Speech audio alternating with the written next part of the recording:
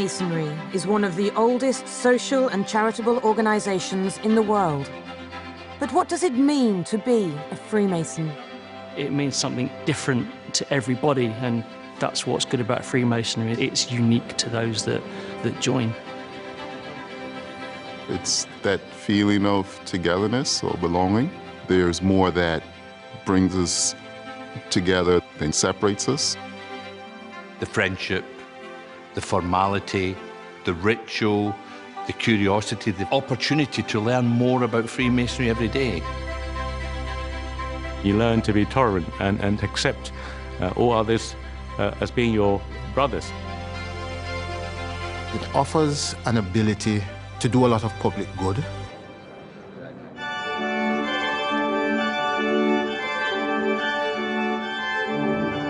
There are around 250,000 Freemasons in the UK and a further 6 million around the world. I'd always been curious about becoming a Freemason, and what surprised me was that Freemasons are actually quite open and honest about their membership. I went in and it's been an absolutely fantastic journey ever since. People become Freemasons via many different routes. I was in the pub and a few friends had come in with suits and funny suitcases, and I asked them what's it all about, and they told me a little bit, and I said, I'm not strangling chickens or whatever it is you do. Anyway, I gave it a go, and 8 years later I thoroughly enjoy it. Our members come from all walks of life. We're from so many different backgrounds, from bus drivers and tradesmen to actuaries and lawyers, accountants. You know, I'm really proud of that. Famous past members include Sir Winston Churchill and George Washington, writer Rudyard Kipling, and scientist Sir Alexander Fleming, actors Peter Sellers and Oliver Hardy, and singer Nat King Cole. I went into it with an open mind, and I'm glad I did, because I've thoroughly enjoyed the experience ever since.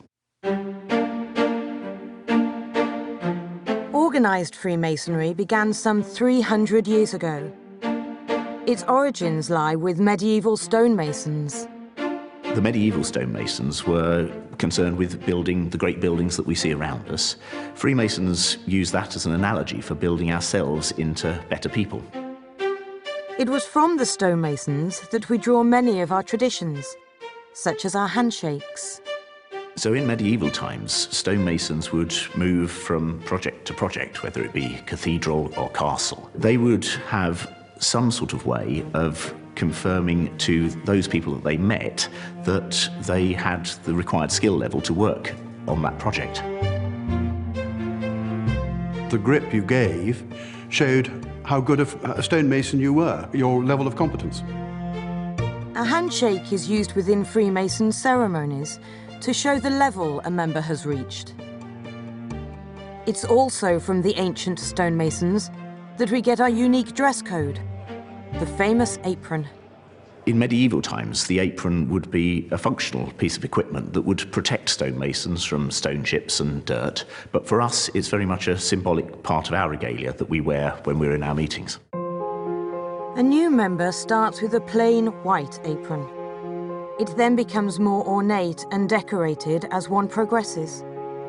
Our aprons include many symbols, emblems and insignias, all with very specific meanings. When you become senior, you might get a dark blue apron, and eventually you get one that looks a bit like this.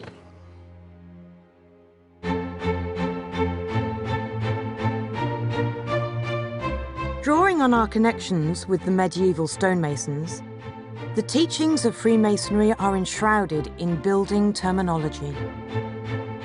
All of Freemasonry is about building something. It's about building a building, but actually it's really about building a person. It's about building a person's moral standing. We use symbolic tools to teach our members how to lead productive lives that benefit their communities. There's the plumb rule. The plumb rule is about one's demeanour being straight and upright. The square and the level. So phrases like on the square or on the level means treating people equally and decently. And the compass. Compass is an instrument which draws a circle or an arc or a line. And to us, that line is something that you shouldn't cross. You don't step over into bad behaviour. You try and keep yourself controlled and behaving as you should.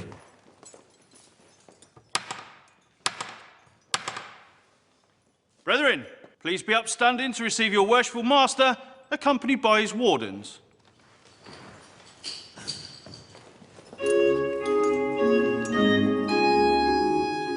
Freemasons come together as lodges. These groups of 20 to 30 members meet between 4 and 8 times a year. In the UK alone, there are more than 7,000 lodges. My lodge itself, I think, is a testament to sort of the diversity. We have British members, Chinese, we have Indians, we have Brazilian members. The centrepiece of each lodge meeting is a ceremony. For me, I love the ritual and the traditions. A ritual sounds like a word that should be scary, but think of it like a play. I enjoy learning the words of the play. When lodge ceremonies are conducted, we learn a number of things that are very useful to life. How we should behave ourselves in society, how we treat others. The ceremonies teach members about our symbolism and help them learn more about what Freemasonry is and what it stands for. My worthy brother, I present to you an explanation of the first degree tracing board. Every day I'm finding out something new. We always try to make a daily advancement in our Masonic knowledge. Freemasonry provides a structure of support to help members make positive contributions to their community and to society. There's an awful lot of people who are searching for something more in their lives. In Freemasonry, you try to build yourself into a better human being, into somebody who doesn't just necessarily take the easy way out or do the easy things, but to try to do the right things. To progress in Freemasonry, members work their way through levels or degrees. There is a first degree, a second degree, and a third degree. Nobody in Freemasonry gets a shortcut to the top. Everybody has to start at the bottom and progress through the different levels. When a person joins, they complete the first degree and become what is known as an entered apprentice. The first degree teaches us that it's the job of those people who've done well to think on those who have done less well and look after them. My brother, as you have been passed through the ceremony of your initiation, allow me to congratulate you on being admitted a member of our ancient and honourable institution. Congratulations. It was a mixture of anticipation, trepidation, but also excitement as well. But it was a really touching moment to have my uncle there and people that I cared about supporting me. It was in February, so I was frozen, which I thought was sort of part and parcel of the sort of test that you had to go through. Freemasons live by 4 key principles: integrity, friendship, respect, and charity. We are a caring society of men, and we want to look after people and make sure that they're okay. In the UK alone, we are one of the largest charitable givers. In 2018, we contributed more than £48 million to worthy causes. It's a really humbling experience to see where that money goes and why they need that money. It's fantastic.